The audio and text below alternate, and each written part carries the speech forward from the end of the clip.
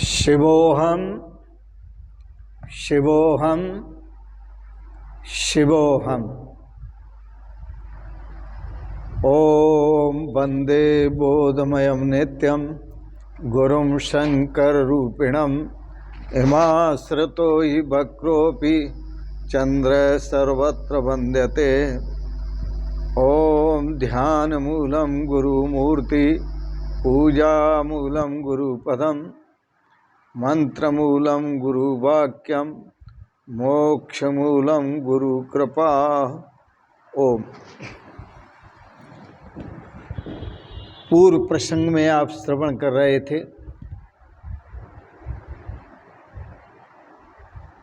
श्री भगवान को ही आप अपना साध्य समझें, संसार के भोगों को साधनों को अपना साध्य न समझें।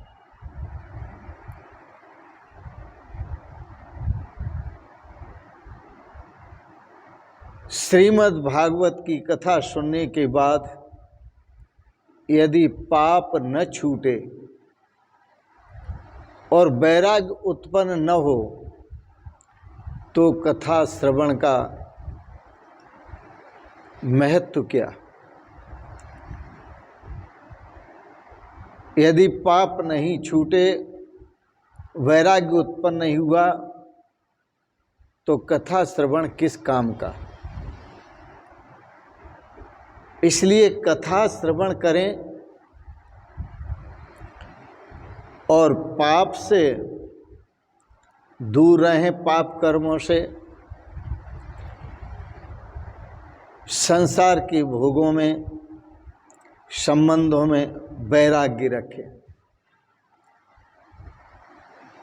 श्रीमद् भागवत में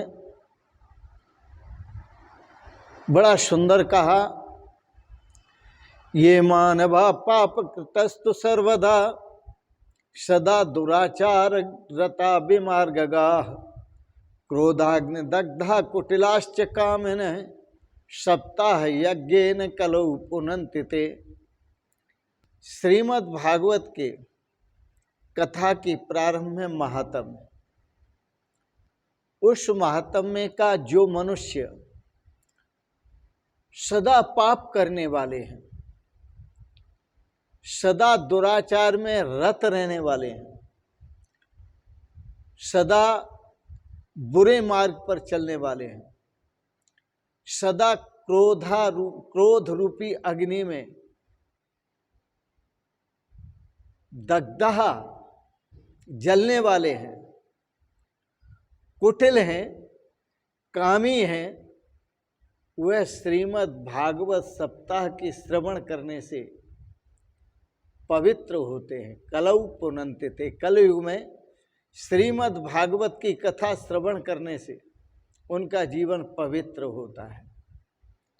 साफ लिखा, ये मानवा पाप कृतस्तु सर्वदा सदा दुराचार रता विमार्गगा क्रोधाग्नि दग्धा कुटिलाश्च कामिनः सप्ताह यज्ञेन कलौ पुनन्ति ते। श्रीमद् भागवत के दर्शन से, श्रवण से, पूजन से पापों का नाश होता है। श्रीमद् भागवत के श्रवण मात्र से सद्गति मिलती है, सद्विचार मिलते हैं, सद्व्यवहार मिलता है। कथा श्रवण का लाभ आत्मदेव ब्राह्मण का चरित्र कहकर समझाया है। आत्मदेव ब्राह्मण का चरित्र कहकर बतलाया गया है। बिना दृष्टांत के सिद्धांत सार तत्व समझ में नहीं आता, इसलिए आत्मदेव ब्राह्मण का चरित्र कहकर दृष्टांत दिया गया। तुंगभद्रा नदी के किनारे एक ग्राम था। उस ग्राम में आत्मदेव नामक एक ब्राह्मण सपत्नीक रहते थे। उनकी पत्नी का नाम धुंधली था। आत्मदेव स्वयं में पवित्र ब्राह्मण थे।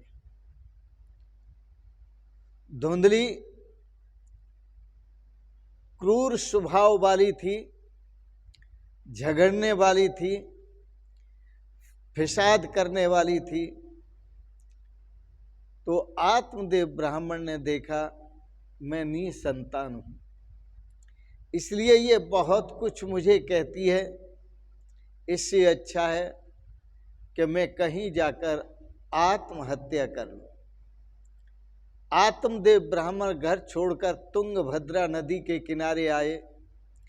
वहां घूमते फिरते उन्होंने देखा, विचार था आत्महत्या करने का, पर विचार आया रास्ते में नदी का किनारा है, एक महात्मा बैठे हैं, मन में आया इनसे मिलें।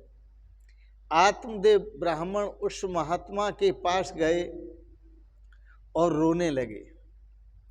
महात्मा ने पूछा, दुख का कारण बताओ, क्यों रो रहे हो?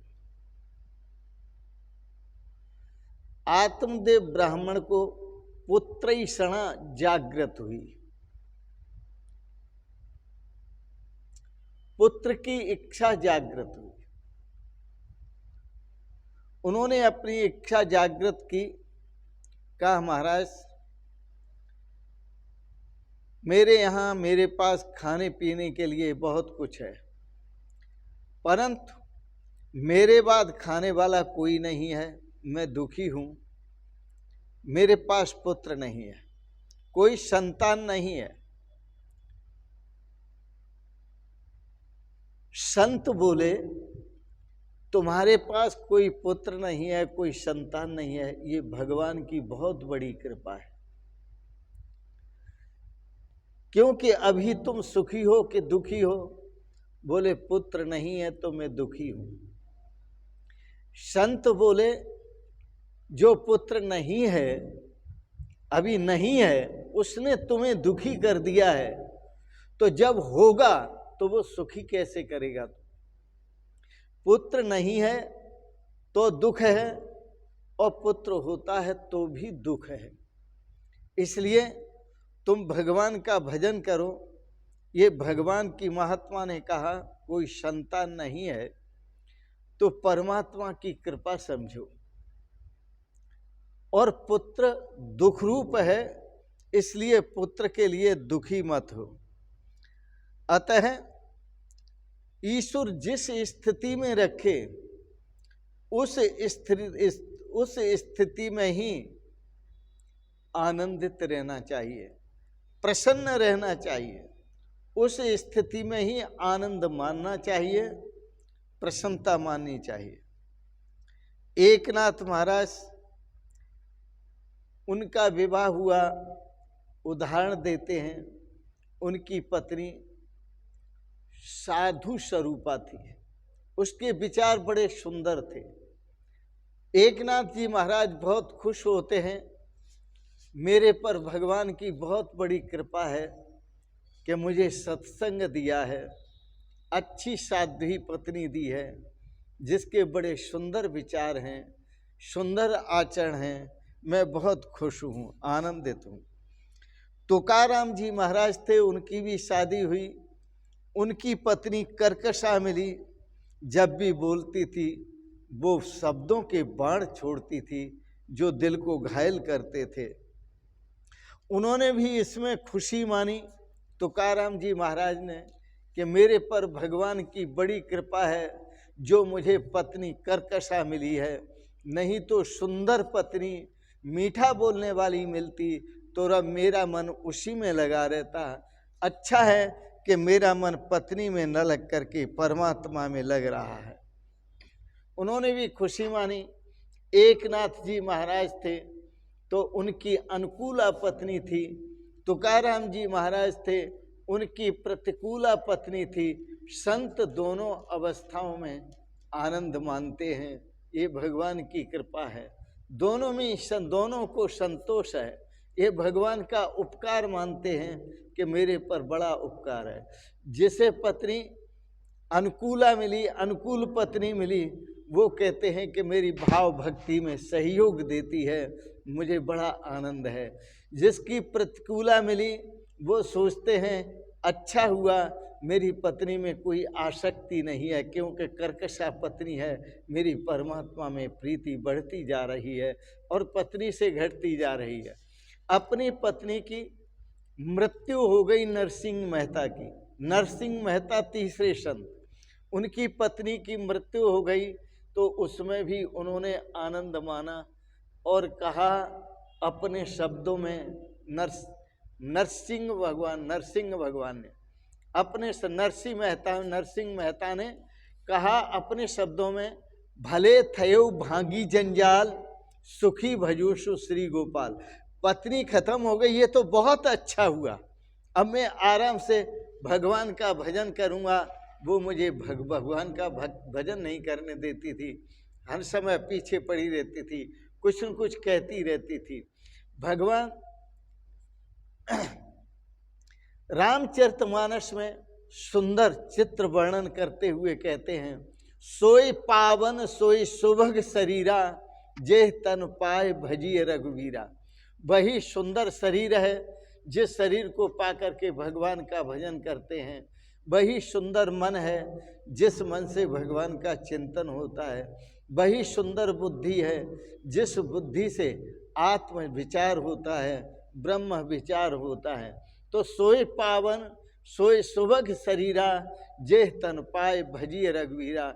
जिस तन को पाकर के भगवान का भजन हो उसी में कल्याण है। तो आपने देखा तीनों ही महात्मा अपनी अपनी परिस्थिति से संतुष्ट हैं और तीनों ही खुश हैं।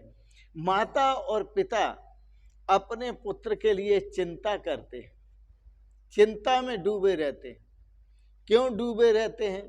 जब चिंता में डूबते हैं तो उनके अंदर पुत्र ईषणा जागृत होती है, पुत्र प्राप्ति की। पुत्र नहीं होता है तो माता पिता पुत्र की प्राप्ति के लिए बड़े दुखी रहते हैं, पुत्र ईषणा जागृत होती है। लेकिन पुत्र ईषणा जब जागृत होती है तो पुत्र के लिए वित्त ईषणा भी जागृत होती है, और वित्त ईषणा के साथ लोक ईषणा भी जागृत होती है। ये तीन ऐषणाएं हैं मनुष्य को दुखी करने वाली। तीन ऐषणाएं का मतलब तीन कामनाएं कहो, तीन इच्छाएं कहो, तीन वासनाएं कहो। कौन कौन सी वासना? एक तो पुत्र प्राप्ति की वासना, दूसरी धन प्राप्ति की वासना, और तीसरी लोक में प्रतिष्ठा प्राप्ति की वासना। आप आत्मदेव ने आत्मदेव ब्राह्मण ने उस महात्मा से प्रार्थना की, बोले महाराज मुझे तो पुत्र चाहिए, मुझे पुत्र दो, क्योंकि आप नहीं जानते पुत्र के बिना सदगति नहीं होती। और कहा भी ऐसा है महापुरुषों ने, अपुत्र से गति ना अस्ति, बिना पुत्र के गति नहीं होती। उस आत्मदेव ब्राह्मण को महात्मा ने समझाया। महात्मा ने कहा आत्मदेव को समझाते हुए कि श्रुति भगवती कहती है पुत्र से मुक्ति नहीं मिलती, यदि पुत्र और पुत्री प्राप्त करनी हो तो भक्ति जैसी पुत्री प्राप्त करो और ज्ञान वैराग्य जैसे पुत्र प्राप्त करो। भक्ति जैसी पुत्री प्राप्त होगी तो उद्धार होगा, और ज्ञान वैराग्य जैसे पुत्र प्राप्त होंगे तो उद्धार होगा। तो इसी में जीवन का श्रेय है, इसी में जीवन का कल्याण है। आप भक्ति प्राप्त करें, आप ज्ञान प्राप्त करें, आप वैराग्य प्राप्त करें, श्रीमद् भागवत का पाठ करें। इसमें बड़े बड़े दृष्टांत हैं, बड़े बड़े सिद्धांत हैं, बड़ी बड़ी प्रेरणाएं हैं, और इसको पाठ करने से, श्रीमद् भागवत का श्रवण करने से हर आदमी पवित्र होता है, पापों से मुक्त होता है, जीवन मुक्त होता है, अपने लक्ष्य को प्राप्त करता है। जिस शांति को चाहते हैं वह शांति भी प्राप्त होती है, जिस शाश्वत सुख को चाहते हैं वह शाश्वत सुख भी प्राप्त होता है, जिस आनंद को चाहते हैं वह शाश्वत आनंद भी प्राप्त होता है, सुंदर जीवन जीने का अवसर मिलता है।